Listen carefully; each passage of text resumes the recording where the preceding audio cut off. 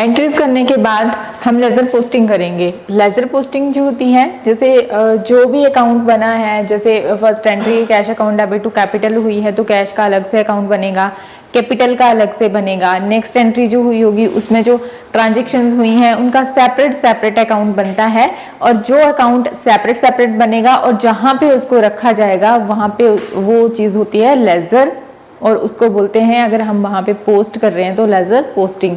मतलब जो ledger posting है वहाँ पे डिफरेंट अकाउंट्स होंगे जो कि बिजनेस ट्रांजेक्शन, जो बिजनेस ट्रांजेक्शन हुई होंगी उनसे रिलेटेड जो अकाउंट्स होंगे वो कहाँ रखे जाते हैं, लेजर में। इसलिए जो अकाउंट लेजर में किए जाते हैं पोस्ट, उनको लेजर पोस्टिंग बोलते हैं। तो अकाउंट्स ही होते हैं वो सारे। तो जैसे यहाँ पे लेजर पोस्टिंग में सबसे पहले यहाँ पे जो अकाउंट बना है वो कैश अकाउंट बना है। अब कैश अकाउंट कैसे बना है, जैसे कि हमने एंट्रीज की, जो एंट्रीज थी वो फर्स्ट एंट्री थी cash account debit to capital account ₹25,000। अब यहाँ पे cash account debit to capital है, तो हम कैश अकाउंट बना रहे हैं सबसे पहले।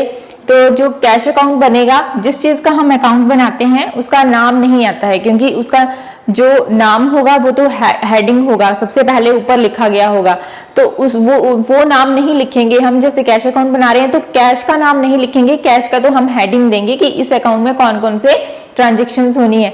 तो जब हम कैश अकाउंट बना रहे होते हैं तो हम टू कैपिटल लिखेंगे, न कि बाय कैश या ऐसा कुछ नहीं लिखेंगे। कैश अकाउंट हेडिंग होगा और टू कैपिटल लिखेंगे। अब टू कहाँ आता है, ये हम जब हमने लेजर पोस्टिंग करी है तब हम पढ़ चुके हैं कि जो टू है वो डेबिट साइड आता है और जो बाय है उसको हम क्रेडिट साइड लिखते हैं। तो जब कैश जो है डेबिट हो रहा है तो टू कैपिटल हम डेबिट साइड लिखेंगे, टू कैपिटल। अब नेक्स्ट ट्रांजेक्शन में भी टू कैश है, अब यहाँ पे क्रेडिट हो रहा है कैश, तो जो हम कैश अकाउंट बनाएंगे तो उसमें बाय परचेजेस लिखेंगे, कितने से, 10,000 से। नेक्स्ट है cash account debit to sales. अब हम कैश अकाउंट बना रहे हैं, कैश का तो नाम नहीं आएगा, तो टू सेल्स। इस तरह से जो है वो कैश अकाउंट बनता चलेगा। अब कैश अकाउंट किस तरह बनेगा, कैश अकाउंट सबसे पहले जो अकाउंट होते हैं वो अब फोर कॉलम्स के, फोर साइड, जो डेबिट साइड है वो 4 कॉलम्स होंगे और क्रेडिट साइड भी 4 कॉलम्स होंगे, तो टोटल कॉलम्स हो जाएंगे 8 column. Date, particular, general folio, amount, date, particular, general folio, amount. अब यहाँ पे टू कैपिटल, अब टू कैपिटल फर्स्ट एंट्री क्या थी, cash account debit to capital. तो जो हम कैश अकाउंट बना रहे हैं उसका नाम तो यहाँ लिख दिया है, बट कैश के साथ क्या क्रेडिट हुआ है, कैपिटल क्रेडिट हुई है। तो 2008 मेंशन करेंगे, डेट 2008, सबसे पहले हम ईयर लिखेंगे, फिर मंथ लिखेंगे, फिर डेट लिखेंगे। तो 2008 मार्च 1 टू कैपिटल। अब कैश कितने से जो बिजनेस था वो स्टार्ट किया गया था, 25,000, 25,000 यहाँ पे लिख देंगे। नेक्स्ट जो था वो नेक्स्ट एंट्री जो थी, ट्रांजेक्शन जो थी वो purchases account debit to cash थी, तो मार्च 5 को हुई थी बाय परचेजेस, क्योंकि purchases account debit to cash है तो टू कैश तो नहीं लेंगे क्योंकि वो तो हम कैश अकाउंट बना रहे हैं। तो उसके साथ दूसरा जो डेबिट हुआ है वो क्या हुआ है, परचेजेस, तो क्या लिखेंगे, बाय परचेजेस, कितने से, 10,000 से। नेक्स्ट एंट्री में भी कैश है क्योंकि वहां पे भी कैश सेल हुई है, तो cash account debit to sales, sales का हमेशा बैलेंस क्रेडिट होता है, तो to sales, March 8 to sales 5,000। Next entry है कैश से रिलेटेड परचेजेस टू मोहन, यहाँ पे कोई कैश नहीं आया है तो हम कैश अकाउंट में इसको नहीं लेंगे।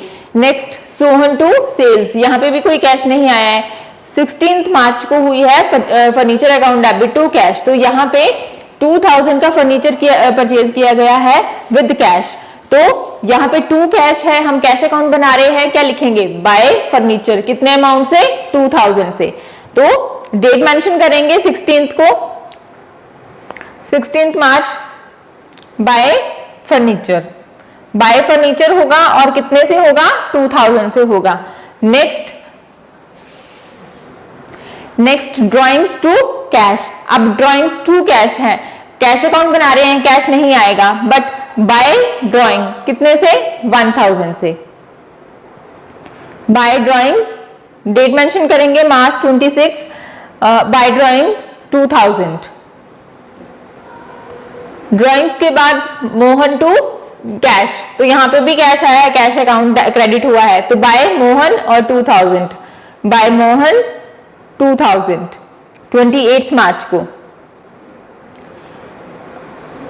Next is cash account debit to commission, commission receive हुई है, जब रिसीव हो रही है तो कमीशन को क्रेडिट करते हैं, अगर पेड हुई होती तो वो बिजनेस के लिए एक्सपेंसेस होता और उसको हम डेबिट करते। ये चीज आपने देखनी है, जब भी रिसीव हुई होगी तो कैश आया होगा, तो हम कैश अकाउंट बना रहे हैं, इसको नहीं लिखेंगे बट क्या लिखेंगे, टू कमीशन, टू कमीशन। और फिर यहाँ पे नेक्स्ट एंट्री में भी 30 मार्च को कैश से रिलेटेड ट्रांजैक्शन हुई है, ये कंबाइंड एंट्रीज कर दी हैं, आप अलग अलग भी कर सकते हैं, जैसे कि मैंने आपको पहले भी बताया है कि कैश पे किया गया है तो रेंट पे किया गया है, तो रेंट जो है वो एक्सपेंसेस है बिजनेस के लिए, तो जितने भी एक्सपेंसेस होते हैं उनको क्या करते हैं, डेबिट करते हैं, तो इसलिए रेंट जो है वो जहां पे भी पेड लगा हो वहां पे आपने जो एक्सपेंसेस होगा उसको डेबिट करना है और टू कैश करना है, तो रेंट जो है वो पे किया है तो rent account debit to cash, salary अलग से पे की है, आप कंबाइन भी कर सकते हैं, अगर कॉमन चीज टू कैश आ रही है दोनों ही एंट्रीज में तो आप कंबाइन एंट्री कर सकते हैं, बट उनकी डेट जो है वो एक मतलब कॉमन होनी चाहिए, यानी कि ये 30 मार्च को है, ये दोनों ही ट्रांजेक्शन 30 मार्च को हुई है, इसलिए कंबाइन एंट्री कर दी। अदरवाइज अगर ऐसे लिखा होता कि 30 मार्च को रेंट पे हुआ है और 31 को मार्च को सैलरी, तो अलग अलग करनी थी, बट ये एक ही दिन में हुई है ट्रांजैक्शन, इसलिए इसको कंबाइंड एंट्री कर दी। अगर आप सेपरेट लिखना चाहो तो लिख सकते हैं, जैसे rent account debit to cash account और 500 लिखेंगे और दूसरी एंट्री बनेगी 30 मार्च को ही salaries account debit to cash account, तो 1000। अब यहाँ पे कंबाइंड एंट्री की है, तो रेंट का जो अमाउंट है वो 500 है और सैलरीज का जो अमाउंट है वो 1000 है, दोनों को कंबाइंड करके 1500 यहाँ पे लिख सकते हैं आप। नेक्स्ट है 30 मार्च को cash account debit to sales, अब यहाँ अगेन जो है वो कैश से रिलेटेड ट्रांजेक्शन है, तो कैश अकाउंट जब हम बना रहे हैं यहाँ पे बाय रेंट हो जाएगा, बाय सैलरी हो जाएगी, बाय रेंट और बाय सैलरी एक ही डेट को होंगी ये entries 500 and 1000। Next is cash account debit to sales account, अब कैश अकाउंट तो नहीं आएगा, टू सेल्स आएगा 1000, तो टू सेल्स और डेट जो है वो मेंशन करेंगे 30 March, to sales account 2500, to sales 1000। Next is Mohan to cash, तो by Mohan 3000 credit side, by Mohan 3000। Next cash account debit to Sohan, अब यहां पे कैश रिसीव हुआ है किससे, सोहन से, तो कैश अकाउंट डेबिट गिवर कौन है, सोहन, तो सोहन को क्या करेंगे, क्रेडिट करेंगे, तो cash account debit to Sohan, हम कैश अकाउंट बना रहे हैं तो to Sohan March 30 to Sohan 2500। अब यहाँ पे जो कॉलम्स हैं वो मैच करके देखने हैं कि वो बराबर तो होंगे नहीं, क्योंकि डेबिट साइड या क्रेडिट साइड दोनों में से कोई एक ज्यादा होगी और जो बैलेंस बचेगा वहां हम उसको बैलेंसिंग फिगर लिखेंगे जहां पे अमाउंट बचेगा, तो यहाँ पे जो अमाउंट है यहीं से पता लग रहा है 25,000 और यहाँ पे ज्यादा अमाउंट है, तो टोटल जो अमाउंट बन रहा है वो 36,500 बन रहा है और यहाँ पे जो अमाउंट है वो कम बन रहा है, तो जो ज्यादा वाला अमाउंट है उसमें से जो कम वाला जो अमाउंट है उसको लेस कर देंगे और जो डिफरेंस आएगा उसको हम बैलेंसिंग फिगर बोलेंगे। तो जो डिफरेंस आ रहा है वो क्रेडिट वाली साइड आ रहा है, तो क्रेडिट वाली साइड जो है 31 मार्च बाय बैलेंस कैरिड ऑन। अब जब यहाँ पे बैलेंसिंग फिगर जो बच रही है वो कितनी हो रही है, 16,000, मतलब 36,500 में से ये जो बैलेंस था, यहाँ जो ट्रांजेक्शन्स हुई थी 1 2 3 4 5 6 7 8, मतलब ये यहाँ तक जो ट्रांजेक्शन्स थी इनका टोटल करना था, फिर वो टोटल इसमें से लेस कर देना था, तो जो लेस करके आ रहा है वो 16,000 आ रहा है। 16,000 जो है वो बैलेंसिंग फिगर है और यही बैलेंसिंग फिगर जो है बाय बैलेंस कैरिड ऑन जो है वो हमें ट्रायल बैलेंस में चाहिए होता है। मतलब यहीं से अब ट्रायल बैलेंस बनना स्टार्ट हो जाएगा, जो कि हम चैप्टर अभी कर रहे हैं। तो उसके लिए क्या प्रोसीजर होगा, सबसे पहले हमें ट्रांजैक्शंस रिकॉर्ड करनी होंगी, एंट्रीज बनानी होंगी जो हम जर्नल बनाते हैं, फिर उसके बाद हमें लेजर पोस्टिंग करनी होती है, जैसे कि अभी हम कर रहे हैं, ये लेजर पोस्टिंग है, अलग अलग अकाउंट जो बन रहे हैं ना ये सारे लेजर पोस्टिंग है। तो लेजर पोस्टिंग करनी होती है, अलग अलग अकाउंट्स बनाने होते हैं, और जब अलग अलग अकाउंट्स बन जाते हैं तो जो उनके बैलेंस कैरीड ऑन आते हैं वो फॉरवर्ड करने होते हैं, वो जो बैलेंस है, वो जो अमाउंट है, वो हम ट्रायल बैलेंस में लेकर जाते हैं। अब ये देखना होता है कि जो हम अकाउंट बना रहे हैं, जैसे ये कैश अकाउंट बना रहे हैं, तो कैश क्या है, ये एसेट्स है। कौन सी एसेट्स है, करंट एसेट्स है। तो जितने भी एसेट्स होंगे उनके डेबिट बैलेंसेस होते हैं। तो जो हमें ट्रायल बैलेंस होता है उसमें सिर्फ हमें ये चेक करना होता है कि कौन सा बैलेंस डेबिट है और कौन सा क्रेडिट है। तो जो हमारे पास ये बैलेंस आया 16,000 को नेक्स्ट मंथ के लिए क्या कर देंगे, ब्रॉड डाउन कर देंगे। तो क्या लिखेंगे, टू बैलेंस ब्रॉड डाउन, और कितना 16,000। अब ये जो 16,000 है ना, ये इसको लिखेंगे हम ट्रायल बैलेंस में, और कौन सी साइड जाएगा, ये डेबिट वाली साइड जाएगा। क्यों जाएगा, क्योंकि जो कैश है वो क्या है, एसेट्स है। नेक्स्ट है कैपिटल अकाउंट। अब पूरे क्वेश्चन में हमें ट्रांजैक्शंस दी थी, वहां पे सिर्फ एक ही जगह कैपिटल आई हुई है। तो फर्स्ट एंट्री जो हुई है cash account debit to capital, मतलब बिजनेस को जब स्टार्ट किया गया है तो उसकी एंट्री होती है cash account debit to capital. तो हम कैपिटल अकाउंट बनाएंगे, सिर्फ एक एडजस्टमेंट होगी, वहां पे एक ही एंट्री होगी।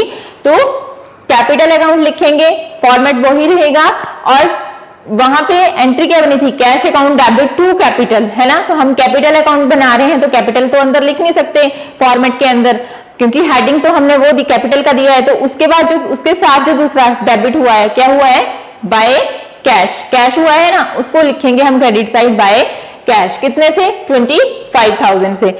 इसके बाद हमारे पास कोई भी एंट्री ऐसी नहीं थी जो कैपिटल से रिलेटेड है। तो यहीं पे हमने बाय बैलेंस, यहाँ पे 2008 मार्च 1 बाय कैश अकाउंट 25,000। अब ये बैलेंस बराबर करने होते हैं, डेबिट और क्रेडिट जो है इक्वल करने होते हैं। तो यहाँ पे बाय कैश है, तो यहाँ पे क्या कर देंगे, 2008 March 1 to balance carried down 25,000 equal हो गया अमाउंट। अब ये जो अमाउंट है, अब कैपिटल का कौन सा बैलेंस होता है, कैपिटल का बैलेंस जो होता है वो क्रेडिट बैलेंस होता है, लायबिलिटी होती है ये। तो लायबिलिटीज जितनी भी है उनके क्रेडिट बैलेंसेस होंगे। तो इस बैलेंस को कहां लिया जाएगा, इस बैलेंस को क्रेडिट साइड लिखा जाएगा। कैश का डेबिट होगा, कैपिटल का क्रेडिट होगा। जो ट्रायल बैलेंस है वहां पे हम सिर्फ डेबिट और क्रेडिट के बैलेंस ही चेक करते हैं। Next is purchases account. अब परचेजेस अकाउंट है, यहाँ पे परचेजेस से रिलेटेड 2 ट्रांजेक्शन्स हुई हैं। तो जो ट्रांजेक्शन्स हुई हैं वो है purchases account debit to cash, and next is purchases account debit to Mohan. तो परचेजेस अकाउंट में ये आ जाएंगे, ये ट्रांजेक्शन्स आ जाएंगे, जिस डेट को हुई है वो डेट मेंशन कर देंगे डेट वाले कॉलम में। और उसके बाद जो टोटल इस साइड जो है क्रेडिट साइड, हमारे पास कोई भी ट्रांजेक्शन नहीं थी। अब जब नहीं थी तो जो डेबिट साइड का टोटल होगा वही हम टोटल जो है वो लिख देंगे हम क्रेडिट साइड। तो टू बैलेंस कैरिड ऑन लिख सकते हैं इसको, टू बैलेंस कैरिड ऑन भी लिखते हैं। यहाँ पे लास्ट मंथ की जो लास्ट डेट होती है, यहाँ पे बाय ट्रेडिंग अकाउंट लिखा हुआ है, ट्रेडिंग अकाउंट, या फिर बाय बैलेंस कैरिड ऑन भी लिख सकते हैं। तो कितना है 15,000, 10,000 प्लस 5,000 15,000। अब ये वाला अमाउंट जो है ना ये लेना होता है ट्रायल बैलेंस में। तो ट्रायल बैलेंस में परचेज का जो अमाउंट है वो कितना जाएगा 15,000। उसी तरह सेल्स का भी ऐसे ही बनेगा, और सेल्स का जो बैलेंस है, सेल का जो बैलेंस बचेगा वो डेबिट साइड बच रहा है। सेल्स का जो बैलेंस होता है वो हमेशा क्रेडिट बैलेंस होता है। तो कितना लिखेंगे 11,000। मोहन का भी ऐसे ही लिखेंगे, सोहन का भी ऐसे ही लिखेंगे, जो बैलेंस लास्ट में बच रहा है जो इक्वल है। और जो लास्ट में बच रहा है यहाँ पे, जैसे फर्नीचर का बाय बैलेंस कैरिड ऑन हो रहा है 2,000, इसको हम ट्रायल बैलेंस में शो करेंगे। उसी तरह जो यूको बैंक है उसका भी balance by balance carried on 1,000, इसको हम ट्रायल बैलेंस में लिखेंगे। ड्राइंग्स का जो बैलेंस है वो 1,000 है। 1,000 ड्राइंग्स का जो बैलेंस होता है वो डेबिट होता है, इसको भी हम ट्रायल बैलेंस में लिखेंगे। नेक्स्ट है कमीशन। कमीशन जो थी वो हमारी क्या थी, रिसीव हुई थी, मतलब इनकम थी। पेड और रिसीव से हमें पता लग जाता है कि एक्सपेंसेस है या इनकम है। तो जो कमीशन है, कमीशन का जो बैलेंस है वो 500 है, रेंट का 500 है, सैलरी का भी 1000 है। अब जो ट्रायल बैलेंस है, ट्रायल बैलेंस का फॉर्मेट हमने अभी किया है जब हम कर रहे थे इस लेसन को। तो जो ट्रायल बैलेंस है उसके भी अलग अलग मेथड होते हैं, by balance method, by total method, by total method and excluding closed account, इस तरह से भी होते हैं। बट मेन जो होता है वो सिंपल जो ट्रायल बैलेंस बनाया जाता है, हमें अमाउंट दिया होगा, हमें जो ट्रांजेक्शन्स हैं जैसे कैश अकाउंट दिया होगा, ठीक है, और आप जो बैलेंसेस हैं वो डेबिट या क्रेडिट दिए होंगे, आपने बिल्कुल करेक्ट करके लिखने होते हैं। तो आपको ये चीज पता होनी चाहिए कि जो ट्रायल बैलेंस है उनमें जो आइटम्स दी हुई हैं, जो ट्रांजैक्शंस दी हुई हैं, जैसे कैश हो गया, कमीशन हो गया, रेंट हो गया, सैलरी होगी, उन सब के बैलेंसेस क्या होते हैं, और जो अमाउंट है वो डेबिट वाली साइड लिखने हैं या क्रेडिट वाली साइड लिखने हैं, वो पता होना चाहिए। तो जो अमाउंट है वो डेबिट और क्रेडिट साइड के, उनको जो बिल्कुल मतलब जब उनका टोटल किया जाता है ना तो वो इक्वल होने चाहिए। अगर इक्वल है इट मीन्स हमारा ट्रायल बैलेंस जो है वो बिल्कुल सही चल रहा है, अगर नहीं है तो उसमें कोई मिस्टेक हुई है। तो यहाँ पे हम अर्थमेटिकल एक्यूरेसी भी चेक कर सकते हैं। तो यहाँ पे सबसे पहले ट्रायल बैलेंस एज ऑन 31 मार्च 2008। अब कैश का जो बैलेंस था कितना बचा था 16,000। अब कैश का कौन सा बैलेंस होता है, डेबिट बैलेंस। तो इस तरह से जो है नेम ऑफ अकाउंट लिखेंगे, बहुत सारे अकाउंट्स बने थे हमारे जब हमने लेजर में पोस्टिंग की थी, वो अकाउंट लिखेंगे, उनके नाम आ जाएंगे, लेजर फोलियो, और उसके बाद डेबिट एंड क्रेडिट अमाउंट। अब यहाँ पे जैसे कैश का आपको हमेशा याद रहेगा यहीं से कि डेबिट में कौन से बैलेंसेस होते हैं और क्रेडिट में कौन से बैलेंस होते हैं। तो जो कैश है उसका बैलेंस जो है वो डेबिट होगा, और कितना होगा, कितना था वहां पे लेजर पोस्टिंग करते बाद लास्ट में क्या बचा था 16,000।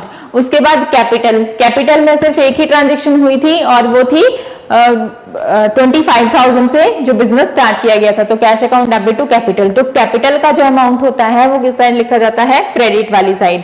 तो 25,000 जो है वो क्रेडिट वाली साइड लिखेंगे। परचेजेस, परचेजेस जब अकाउंट परचेजेस अकाउंट बनाया था तो उसका जो बैलेंस बचा था वो 15,000 था। तो जो परचेजेस होते हैं उनका जो बैलेंस होता है वो भी डेबिट बैलेंस होता है, तो हम डेबिट वाली साइड लिखेंगे परचेजेस को। Next is sales. सेल्स का जो बैलेंस है हमेशा क्रेडिट होता है, परचेज का डेबिट एंड सेल्स का क्रेडिट। परचेज रिटर्न का क्या होगा, क्रेडिट होगा, और सेल रिटर्न का क्या होगा, डेबिट होगा। रिवर्स कॉम्बिनेशन होता है इनमें। तो जो सेल्स है, सेल्स का क्रेडिट बैलेंस होगा और 11,000 क्रेडिट वाली साइड लिखेंगे। फर्नीचर, फर्नीचर एसेट्स है और एसेट्स का जो बैलेंस होता है वो डेबिट होता है, तो फर्नीचर 2,000 डेबिट वाली साइड आ जाएगा। यूको बैंक, जो बैंक है वो भी क्या है, उसका जो बैलेंस होगा वो भी डेबिट वाली साइड होगा, लिखा जाएगा। फिर ड्राइंग्स, ड्राइंग्स का भी डेबिट साइड लिखा जाएगा। कमीशन रिसीव, अगर कमीशन रिसीव हुई है इट मींस उसका जो बैलेंस होगा वो क्रेडिट साइड होगा। अगर कमीशन पेड होगी तो उसका जो बैलेंस लिखा जाएगा वो डेबिट साइड लिखा जाएगा। और रेंट, रेंट का जो बैलेंस है वो डेबिट साइड लिखा जाएगा। एक्सपेंसेस हैं, सैलरी का जो बैलेंस है वो कहाँ लिखा जाएगा, डेबिट साइड लिखा जाएगा। इस तरह से जो है जब टोटल करेंगे तो जो अमाउंट है वो टैली होंगे। तो जो ट्रायल बैलेंस है, ट्रायल बैलेंस इस तरह बनता है जिसमें हम चेक कर सकते हैं कि डेबिट वाली साइड कौन कौन सी आइटम्स आती हैं और क्रेडिट वाली साइड कौन कौन सी आइटम्स आती हैं, और लास्ट में हम टोटल चेक कर सकते हैं। Next is error disclosed by trial balance. जो एरर्स होती हैं, कौन कौन सी गलतियां जो है वो ट्रायल बैलेंस जो है डिस्क्लोज करता है। तो कौन कौन सी ऐसी एरर्स हैं, first is errors in addition and subtraction. जो ऐड और जो सब्ट्रैक्शन की जो एरर्स हैं वो ट्रायल बैलेंस के थ्रू जो है वो चेक की जा सकती हैं। तो due to these error the trial balance does not agree, और अगर ऐसी एरर है तो ट्रायल बैलेंस जो है वो मैच नहीं करेगा, एग्री नहीं करेगा। एनी एरर इन एडिशन और subtraction of ledger and subsidiary books causes the difference in totals of the trial balance. Such errors can also be in totals of the trial balance. मतलब अगर ऐसे additional में या addition में या फिर subtraction में अगर कोई एरर है तो ट्रायल बैलेंस के जो दोनों साइड्स हैं डेबिट और क्रेडिट वो टैली नहीं करते हैं। नेक्स्ट, तो जो सब्ट्रैक्शन और एडिशन की जो एरर है वो डिस्क्लोज होती है by trial balance. Next is posting in wrong side of an account when an account is credited in the place of debited. ठीक है, जब कई बार क्या होता है